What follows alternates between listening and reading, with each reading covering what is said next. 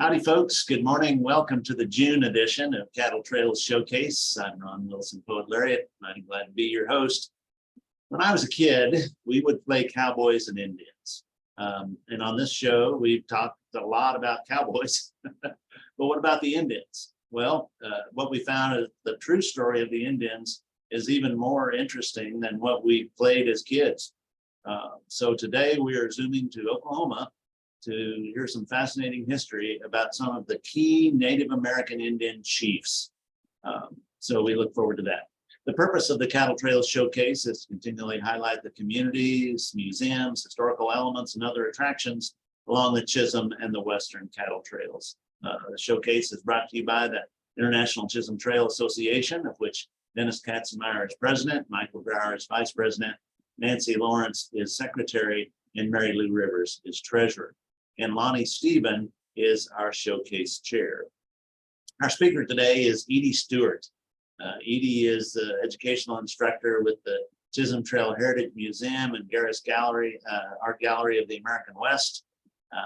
Edie does a tremendous job for the museum, loves Oklahoma, loves history and Western history. She is also the host of Trail Talks, which the Chisholm Trail Heritage Center offers online twice a week during most of the year. And Lonnie and I were honored to be on that, a few weeks ago. But Edie does a tremendous job. And today, Edie's going to share with us about some of the fascinating stories of these Native American Indian chiefs of the Great Plains. So Edie, I'll turn the floor over to you.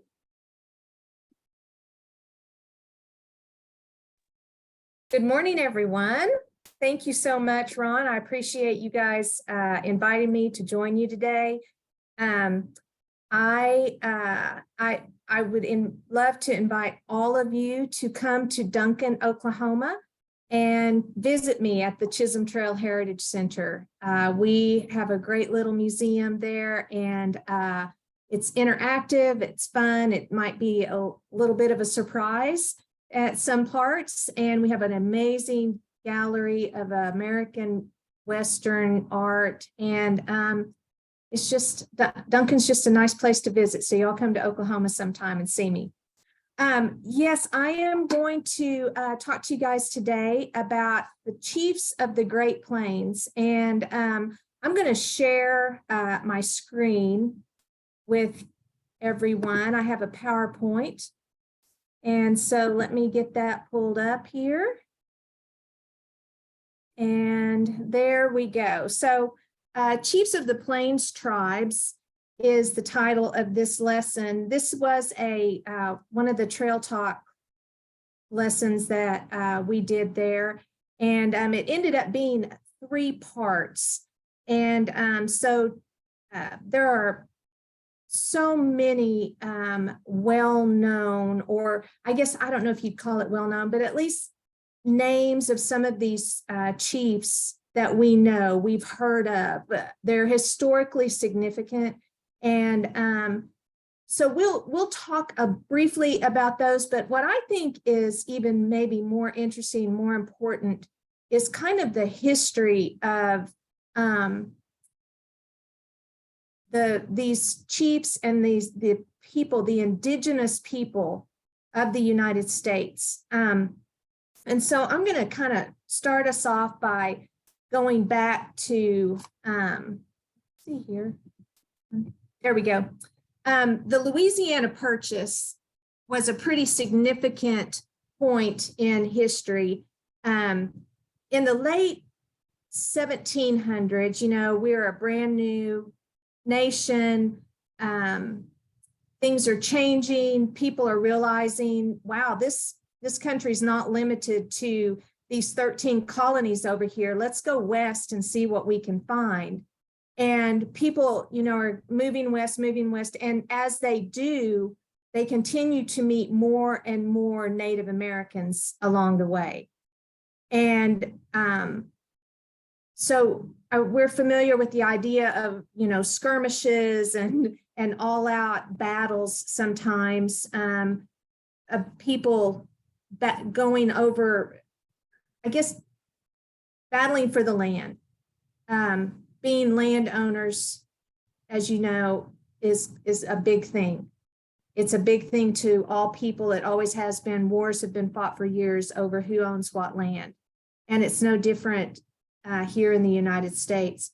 But the Native American people were seen as an obstacle to these European settlers who were moving westward. But the whole idea of this new country was to grow. How much bigger can we be? How much, look at what we've been able to do. And so in 1803, under the leadership of Thomas Jefferson, the Louisiana Purchase was made. And we know that Lewis and Clark led the expedition, and Sacagawea was the Native American woman who helped them be able to go through all of that land. And what came out of that is that they found that the eastern part of the Louisiana Purchase was very fertile and people could live there. But the western part, well, the part along the Mississippi River, that would have been considered the fertile part, but just west of that was called the Great American Desert. Well, we now know that is called that as the Great Plains. That area is now the Great Plains. So it's not really a desert, but I guess compared to the eastern part of the United States, it's as close to a desert as what they would have found. Plus, remember, these are European people. And so that type of geography and the temperatures and all that it was just different from what they knew. But that there was the Indian problem. I'm using the quotations here, the Indian problem. And so one of Thomas Jefferson's ideas was to make everything, all the land west of the United States, west of the Mississippi River, a land for all Native Americans. Essentially, the United States would go west to the Mississippi River, and that would be inhabited by the Europeans, and then everything west of that would be for Native Americans. Of course, not necessarily realizing how much further west the United States was going to end up going. In his mind, that what I have read, he anticipated it taking 1,000 years, literally 1,000 years, for all of the United States, what would become the United States, to be settled by the Americans and the other people who were coming here. Well, we know it happened almost like that. It was not even close to 1,000 years. And so that idea of having all of that territory set aside, kind of ended up being a bit of a, I guess it was a good idea. It was good in idea, but putting it into actual practice turned out to not be that great of an idea, because the Native Americans that people encountered west of the Mississippi were very different from those that they were encountering east of the Mississippi. East of the Mississippi River, the Native American peoples were into horticulture. They planted crops. They had homes, and they built and they had fields that they worked. Yes, they hunted, and yes, they lived off the land, but they were not nomadic. They were not, they fought amongst themselves, but not like the Plains tribes people did. And so they encountered people who had a different temperament. And so that was a bit of a shock as well.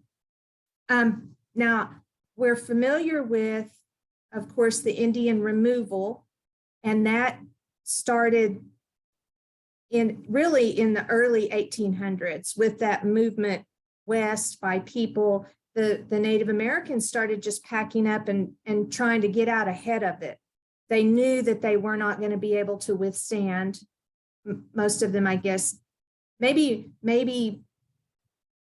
fighting wasn't really what they were interested in doing. Maybe they were less likely to do that. You know, I don't know that we really know absolutely for sure, but many people just packed up and decided to move west ahead of the white settlers. But then, you know, as time progressed, eventually the Indian Removal Act came about in, I guess, in the 1820s, 1830s.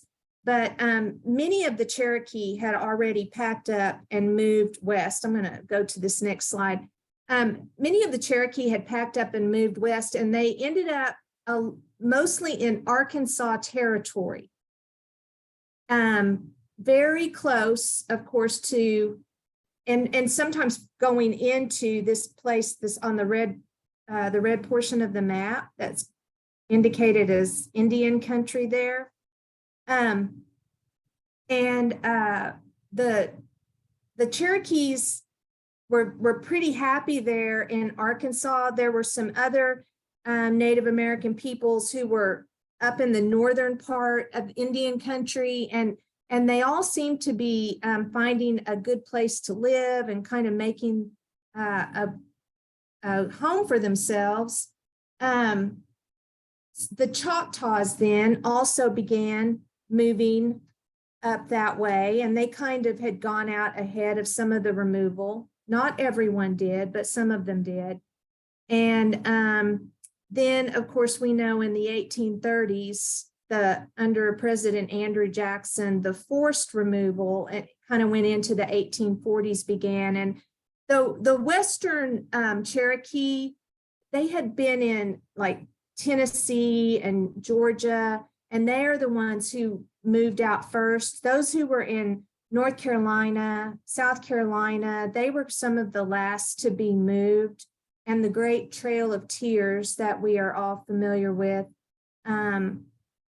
that was mostly about their journey. I would encourage you, if you have any interest in reading a really insightful book about the Trail of Tears, there's a book called Pushing the Bear that I read recently, and it really helps you to kind of get a deep feeling of what they actually experienced.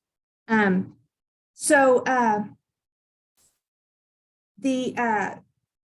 1834, the Trade Act actually defined this Indian country.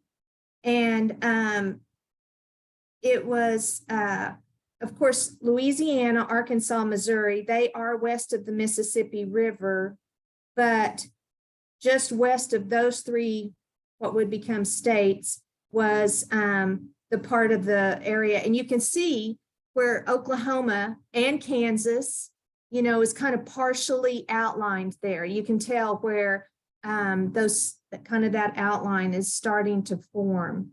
And of course, Texas, they're all being still a part of Mexico at this time.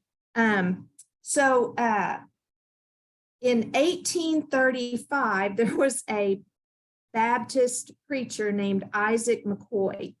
And this term, Indian country, had been kind of floated around as far back as John Quincy Adams. Of course, like I said, Jefferson was the first one to kind of have this idea. John Quincy Adams really kind of started trying to enforce it a little bit more. Andrew Jackson went all the way, but Isaac McCoy is the first person to use it in print in 1835.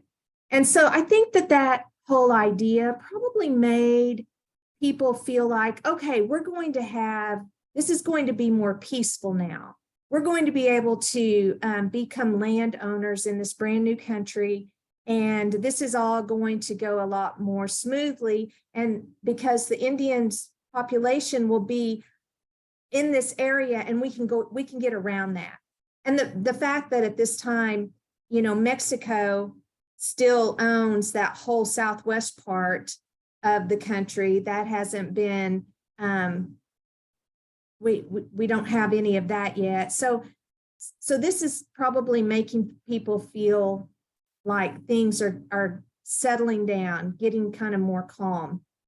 There actually was even a law that came into play at one point here where west of these states, that Indian country was completely off limits to white settlers. They were not allowed to move into that area. And so that Miller County, that little more purplish colored spot there at the bottom of Indian country, we can see now that's part of Texas now. Anyway, that area and into kind of East Texas, a lot of people, white settlers, were moving into that area because that was further west, and people were just, I don't know, doesn't it seem like people were great explorers in those days? Like maybe their fear level was a little lower than ours or something. I'm always kind of amazed when I think about what their mindset must have been to just go into this land and just say, you know what? I've heard about these Indians and how they fight for their land, but I'm not going to worry about that. Let's go, family. Let's put all the kids in the wagon. Let's go. It's just kind of blows my mind to think about all that. But of course, eventually, Missouri is a state, Arkansas is a territory, Louisiana is a state, and Kansas and Nebraska and Iowa, all of those places eventually become states.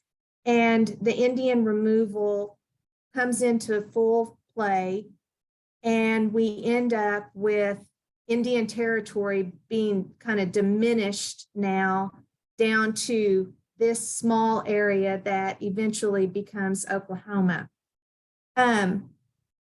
So something that I think is kind of interesting, I don't know how much you guys might know about how the process of becoming a state works, but there has to be an act.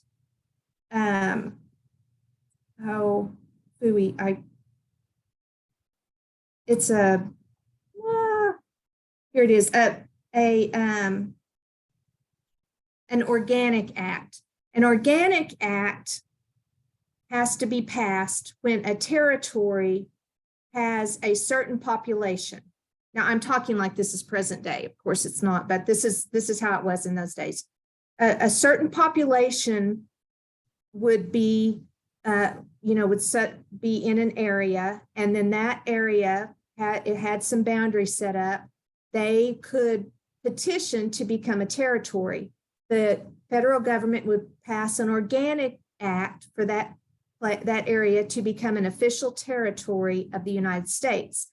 And then following that, becoming a territory, then there were other kind of requirements the territory had to meet, and then they could eventually become a state. And they, once they were a territory, they would set up the three-part government, and all of those things. So they would look like almost a state. And then they would finish all of their requirements out and eventually become that state. So even though this area is named Indian Territory, it is never an actual territory of the United States. There was never an organic act passed to actually create Indian Territory. I guess maybe for lack of a better word, they chose to call it a territory, but one of the reasons was because each of these areas that are designated on here, these are what in Oklahoma we call the 5 civilized tribes. They were the ones who were brought from the southeast part of the United States through that Indian Removal Act and given these very large areas of land in Indian Territory. You can see up in the northeast corner there, Quapaw and Seneca. Those are two tribes who were more up in the Kansas area. Eventually, the Osage and some of those other tribes that were in Kansas are moved down. But in 1850, this is what Indian Territory looked like. And you can see Oklahoma's panhandle is white. That was known as no man's land because Texas didn't want that land. Kansas didn't want that land. New Mexico, Colorado, nobody was interested in that little strip of land. And so it's not until Oklahoma statehood that no man's land actually becomes a part of what would become Oklahoma. So these five main tribes are brought here, and this is the land that they live on. Now, I personally think, just kind of reading through things, each of these were independent nations, essentially, within this territory, within this area of land. And so I think that that was prohibitive in actually making it an official territory of the United States. Also, that would have required the federal government to recognize all of these Native American people as citizens of the United States. And they had not, I don't really know why, but that was something that they were not wanting to do at that time. And so I really feel like those were some things that would have required all of those five civilized tribes to come to an agreement together. Another thing that I find interesting is that even though their tribal names are on these pieces of land, that is exactly how they saw the land. They saw it belonging to all of the people, not here's your plot of land, here's yours, here's yours. It wasn't until the land runs began and they allotted the land to individual families and people. That was the first time the Native Americans had ever considered owning, actually personally owning land. That was not a part of their culture. That was not the way they thought about it. And so I feel like those were some important factors in establishing, Indian Territory as an official territory of the United States. But then came land run days. And I don't know how familiar you guys are with that part of Oklahoma's history. Typically, land runs, the whole idea is foreign to most people. I'm sure you understand the Homestead Act, people being allowed to claim 160 acres of land under certain stipulations, all of that.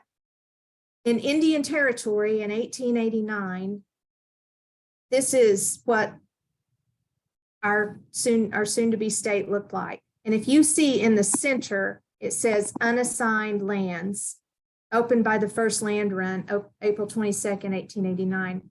So this land had been set aside. The Dawes Act was there to make sure that there was this land for Native Americans. So you can see Cherokee Creek, Chickasaw, Choctaw, Seminole, those five civilized tribes, their land is only now on the east part of this Indian Territory. All the western part is inhabited by, we see the Osage Kaw, all these northern tribes are up here on the north central part.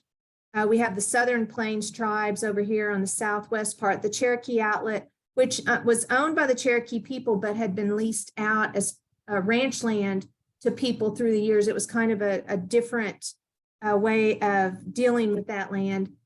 Anyway, those unassigned lands, the reason that the five civilized tribes land was made so much smaller is because after the Civil War, the US government said, during the Civil War, a lot of you guys fought for the Confederacy, and we had a treaty with you. And so we don't think you should have done that. We're going to take some of this land away. And so you can see they took probably half of the land away. And then they began removing all of these other Plains tribes who were nomadic and who relied on the buffalo. And so you get into all of the wars with the US military and the eventual killing off of almost all the bison in the United States. The population went from estimated 2 to 3 million bison, maybe even more, down to about, I've seen different numbers, 500, 800 individual animals. So imagine the impact on these Native Americans when their entire livelihood is dead. Literally thousands of buffalo at a time just laying their bodies, carcasses rotting on the plains. And so many of them had no choice but to surrender and come to live here in Indian Territory. But those unassigned lands, in all of this reorganization of Indian Territory, that land was never assigned to any of the tribes. And when some people from Kansas, my friends from Kansas on here, led by a man named David Payne, became aware of this land, those are the folks who earned the nickname boomers, because they wanted a land boom started there in those unassigned lands for white settlers. No Native Americans were living there. It wasn't available to anyone. So in March of 1889, Congress amended the act, had set this land aside. President Benjamin Harrison signed the proclamation and said that the land would be given away in a land run, would begin precisely at noon on April the 22nd, 1889. And that was the beginning. There were 5 land runs in all and 2 land lotteries. And that's when the allotment happened, and the Native American people were assigned 160-acre plots of land. And the Homestead Act was the rule of the land runs. And a land run, I don't know if y'all are familiar, it's exactly what it sounds like. I mean, they fired a cannon and people just took off and just raced to claim these 160-acre quarter sections of land. If you've ever seen the movie Far and Away, or maybe if you haven't, I suggest you watch it, because it is about Oklahoma land runs. It's a well-known movie. It's older, but Tom Cruise and Nicole Kidman, it has kind of a all-star cast, and it really plays out what the land runs were like here in Oklahoma. So now we have these Native American peoples who are living in these reservations, essentially. But what was their life like before that? Cherokee Nation, Creek Nation, Choctaw Nation, these 5 civilized tribes, they had governments established well before they were moved to Indian Territory. They had everything that they had, governors and lieutenant governors and all of that. It was a regular, like what we would consider a governmental entity. They had leaders, they had people who spoke for different small groups. I don't know if they'd be kind of like mayors of communities or, and all the way up. And so the Plains tribes, however, were run a little differently. Here are the Plains tribes, kind of what part of the Great Plains where they lived, and they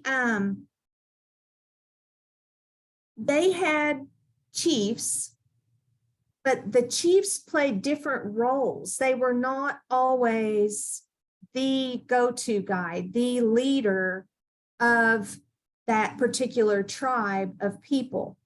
And because they're so nomadic, I mean, think how hard that would be, right?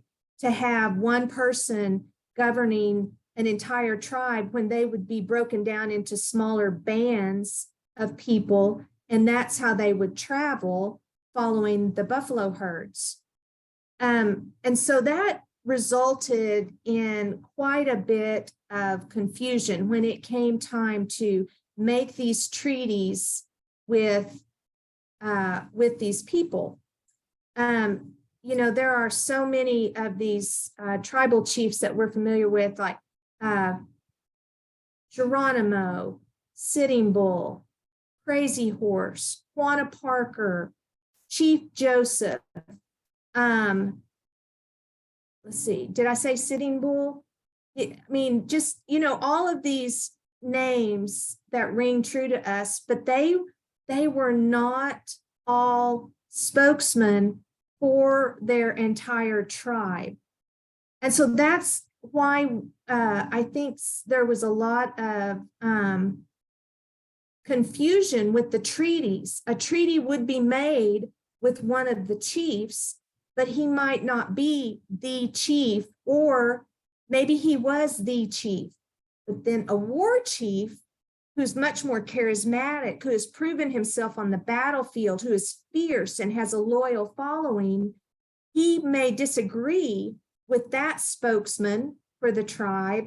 And so he's going to have his warriors with him and say, no, we are not giving up this land. We are not giving up our lifestyle. And so that confusion really, I think, played into, you know, our federal government and our military. You know, military people are very much rule followers, and there is a hierarchy, and you do what you're told to do. And when that meets up that with the loyalty of the people following the war chief, it's cause for confusion. It's cause for a lot of emotion, and it ends up being the cause of a lot of wars, a lot of battles that happened all through this area where these Plains tribes were. So there were, in the Plains tribes, there were people who were holy men, and they would be influential in one way or another within the tribe. And then there were the leaders who were kind of chief by birth. And so those people had, they were followed, they were acknowledged for their leadership based on their birth, who their father was. He was a chief, so they were going to become the chief. And then you have those who playing the war games and all the things that the boys would do as young men and, you know, teenagers, those who emerged from all of that with natural leadership skills and with the idea that they were very brave, they had a lot of courage, they could endure a lot of hardship or pain. They rose up and became those other war chiefs. One thing that should be noted is amongst the Plains tribes, the way they fought among each other, and the reason they did, a lot of times it was based on a need. They needed more buffalo, and one band might be, you know, they feel like they had access, they should be the only ones to get access to these. And so others would come in and they would fight over things like that. But it was rarely just to kill people. That was not the main reason they would fight. And honestly, the way a war chief would make himself more, to prove himself better, would be to not to bring home a scalp, but maybe to bring home horses or bring back firearms. Or if they could go through and touch their enemy on the top of the head and count how many times they had done that. That was considered a special skill, a special ability they had. And so those were the kinds of things initially that brought them up within their people. And, then when they realized this is a battle for our lives now, this is to save our children, this is to save our future. I believe that was when the killing became the thing that they were motivated to do. They felt like they had no choice. Also, some of these people, they're not just their leaders, but the people in the tribe, they just naturally, in their culture, did things to the enemy's bodies once they had been killed. And it seemed, very brutal and unbelievable to the civilized people. But that was their culture. And it just didn't mix with ours. It just didn't, the two did not go together. And one of them was going to have to change. And so, you have eventually the Red River War, which was kind of the last great battle between the people who had not yet agreed to surrender and come to Indian territory and the U.S. military. And it began with the Medicine Lodge Treaty of 1867, where the Cheyenne, Arapaho, Comanche, and Kiowa were supposed to be put on these reservations. But then there was fear that, the buffalo were almost wiped out at this time. There was a lot of fear. There were these last-ditch efforts. And there was a medicine man, holy man, who had a vision, and he encouraged all of these people of these tribes to do something called the sun dance that they did not normally do. And he kind of misled them to become involved in these attacks, which I don't know if you've ever heard of the Battle of Adobe Walls, but that was one of the significant attacks. There were Kawati and Yamparika, Apache, or Comanche who were involved in that, along with Kiowa and the Cheyenne, Arapaho. These people, the Bureau of Indian Affairs, which was well established at this time, U.S. military, they considered them all hostiles.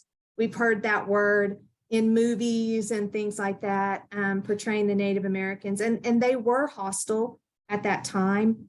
But the Red River War, we can see where we have these McKenzie, Buell, Davidson, Miles, Price, all converging on, you can see this is the Texas Panhandle, and the Adobe Walls is right in there. And they were attacked by Colonel McKenzie. He didn't kill very many of the Native Americans, but they slaughtered 1,400 horses. I know, isn't that that always does me in when I think about that. But by eliminating the horses, they were taking some of the power and the ability to get away, the ability to escape and to go somewhere else and do another attack happening. And so anyway, finally, Quanah Parker was the last chief to surrender, and he brought his people into what's now Fort Sill. There you can see it, kind of the lower part of that Kiowa Comanche agency. Brought them to Fort Sill, which is about half an hour from Duncan, where I live.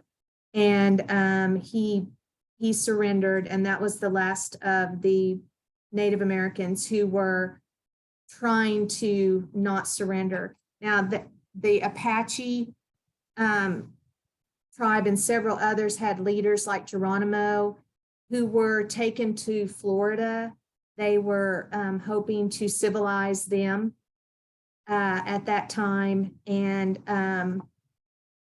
anyway, you guys, you're familiar with the Little Bighorn with General Custer and just all of those fights that happened way up north in the northern parts of the plains. Those Native Americans had reservations up there, the Sioux, the Lakota Sioux, and all of them. And so that's kind of the way it all ended. So there you have it. That's my long and short of it. I didn't hit a lot of the people by name, but I feel like the history of the Native Americans and how all this came about gives us a really clear picture of how and why these things took place. Thank you, Edie. Let's have a virtual round of applause for Edie here. Extremely informative presentation. And I would note a couple of things. One, Jesse Chisholm was one of those who was relocated with the Cherokee from Tennessee to Arkansas. And that's, of course, the same Jesse Chisholm that would become a trader, a translator, and the person whose route would ultimately become known as the Chisholm Trail north to south. And it's interesting, the other point I was going to make, I'll see if folks have questions, is that in Arkansas City, down on the Oklahoma border, on September 16, that community is planning a celebration of the 130th anniversary of the land run from that site. And so they'll be having a festival there in mid-September in honor of the land run. Are there questions? I don't see questions in the chat. Anyone want to unmute and ask a question of Edie?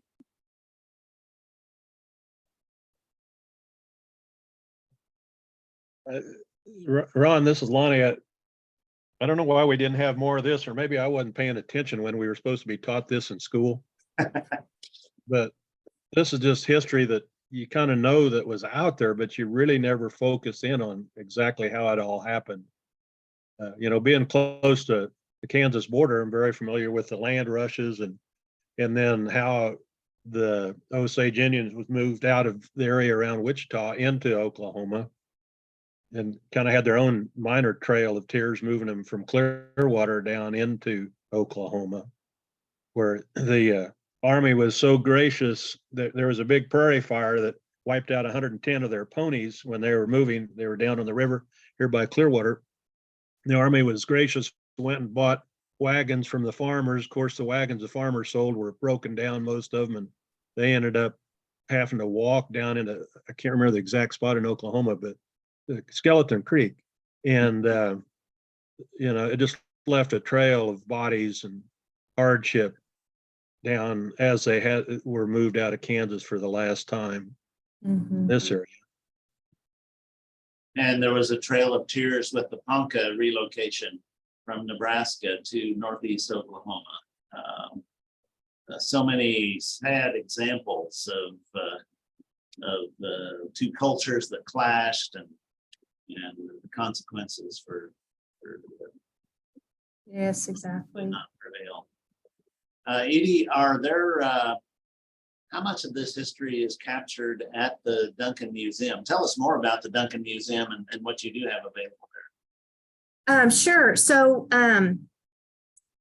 this kind of lesson would be typically a trail talk episode, some kind of a deep dive into something, but we have a very, I think it's a fantastic education program where we have 4 different areas of study that we teach through every school year. And we kind of divide it up, 2 lessons in the fall and 2 in the spring. And we teach about, there were 2, we teach the past skills, which are what are required by the state as far as education goes. And so we use that as our guideline, and we teach science, technology, engineering, art, and math with each of those. And we teach about the Chisholm Trail. We do a big coast to coast geography lesson with one. We teach about Oklahoma history heroes. That one's kind of a deep dive into individuals from Oklahoma. And then our last one is focused on the land runs. And so I do get to cover some of this information with the students. It's more for third grade students. They're the ones that we kind of focus on, but we have lessons about cowboys and animals that we teach younger kids, and we can accommodate older kids. We also teach creative writing lessons using the art that's in our gallery. We have art programs. One we call Cowpokes and Wranglers, and it's on Monday afternoons for 8 weeks, 2 times a year. And we class for 2 to 4 year olds, and then a class for 5 years old and up. And they're there for about 45 minutes. And we do some fun art and a story time with the little ones, you know, with the little action things and all that. That's always really fun. And then right now for the month of June, every Monday afternoon from 2 to 4, we call it Free Family Art Monday. And we're set up outside under the portico in the front of our museum. And we have art projects for people to just come and go, come and do free art with your family. We have, you know, celebrations throughout the year, and one coming up very soon is the National Day of the Cowboy, which is the 4th, I think it's like July 22nd. Is that right, Ron? You're shaking your head. It's 4th Saturday, might be July. The 4th Saturday of July. And so that's an all day. 22, you're right. Okay, all day free event. And we always have special people there, performers, authors, people who do crafts and all kinds of stuff like that. So, and then it's free admission to the museum and theaters all day. So if I heard you right, you're not just doing STEAM, you're doing STEM, science, technology, engineering, art, and math. And that's right. Yeah. I have been to this museum. It's a fantastic facility, but I guess what I'm seeing is that the outreach that they do and the way they interact with people and the way they serve community, particularly young people, and it is a model, I think, for the way a community can go beyond its walls and interact and serve the people of the community and educate families and people of all ages. Certainly it's educated me to be part of the presentation. Well, today. thank you. And just like we're doing a Zoom today, there are schools that Zoom in and do our education program via Zoom. So they don't get to come to the museum and do the theaters and all of that, but they're still very interested in having, you know, a little extra for the kids for their school lessons. So we're really proud of that education program. Thank you for the good words on that, Ron. Well, you've earned it. Another round of applause, virtually or otherwise, for Edie, and extremely informative presentation today, Edie. We appreciate what you're doing. Lonnie Stephen, what do we have for next month's Cattle Trails Showcase? Well, we're gonna get the heck into Dodge. Let's see, it's the last week of July, and I think the first week of August is Dodge City Days in July. And so we're, and also one of our former friends here in Wichita, Keith Wonder. Yeah, Keith Wonder has moved on out to Dodge, and he's going to help present about the museum. And then we're hoping also to get find out more information about exactly what Dodge City Days does. So that would be the second Friday in July. And that would be July 14th. So mark that on your calendars. We look forward to that, learn more about Dodge City Days. Also, please mark your calendars for the Chisholm Trail Conference 2023. That will be October 20 through 22 in Ellsworth, Kansas, which is celebrating the 150th anniversary of the Ellsworth Cutoff, the Cox Cutoff, the Ellsworth route from the original Chisholm Trail. So there's some fantastic activities planned for that. So please mark your calendars for that time in October. To close our program today, this is Ron Wilson, Poet Laureate, saying thanks for taking time to join us in this place. And come on back next month for our next Cattle Trails Showcase. Happy trails, everyone. Thank you, Edie. Enjoy your weekend. Thank you. Bye-bye.